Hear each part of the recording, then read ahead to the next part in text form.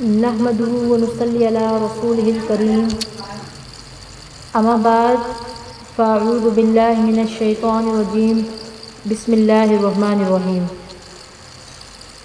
ہم نے روندا ہے بیابانوں کو صحراؤں میں، ہم نے روندا ہے بیابانوں کو صحراؤں میں، ہم جو بڑھتے ہیں بڑھتے ہی چلے جاتے ہیں۔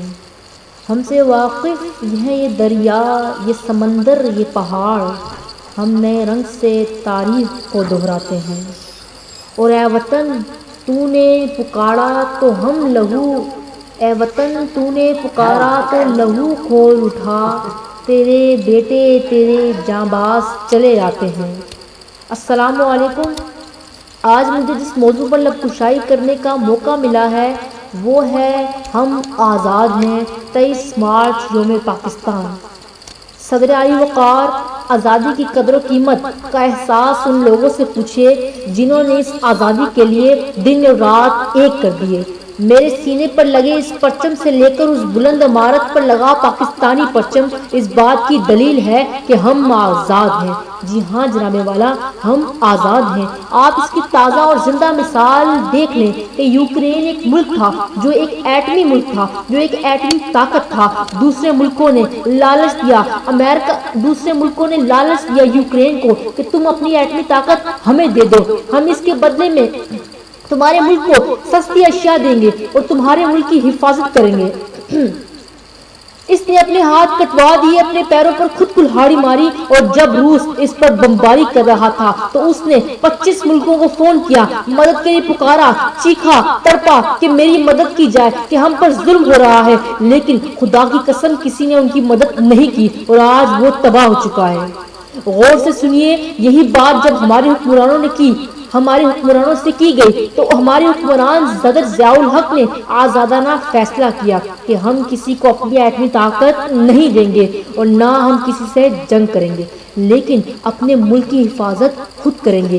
امریکہ نے بہت لالچ دینے کی کوشش کی لیکن پاکستان کے حکمران نہیں مانے، اور آج ممکن اگر ہمارا دشمن ہمیں میلی نگاہ سے نہیں دیکھتا تو اس کی وجہ یہ ہے کہ ہم ایٹمی طاقت ہیں، ہم ایٹمی طاقت ہیں، اسی لیے وہ ہم سے ڈرتے ہیں۔ جناب والا، دہشت گردوں کا منہ توڑ جواب دینے کے لیے ہم آزاد ہیں، اغوا کاروں کو پکڑ کر قانون کے حوالے کرنے کے لیے ہم آزاد ہیں، عوام کا پیسہ وزیر کے حلق سے کھینچ نکالنے کے لیے ہم آزاد ہیں۔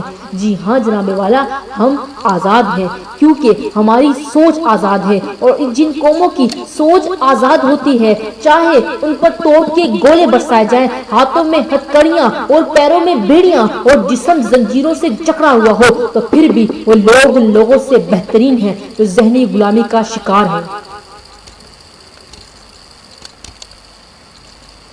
میرے ہاتھوں میں قلم پر میرے ذہن میں اجالا، میرے ہاتھوں میں قلم پر میرے ذہن میں اجالا، مجھے فکر ہے امن عالم، تجھے اپنی ذات کا غم ہے۔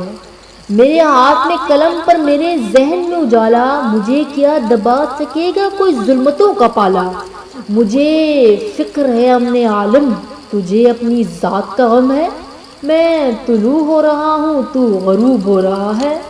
صدر علی وقار، میرا ملک خدا کا سایہ ہے، اسے توڑنے والا آج بھی آیا ہے، لیکن اس ملک پر خدا کا وہ سایہ ہے جس نے بنایا ہی قائم رہنے کے لیے ہے۔ اس دنیا میں سب سے اولین ہماری فوج ہے، ہماری فوج سب سے اولین ہے۔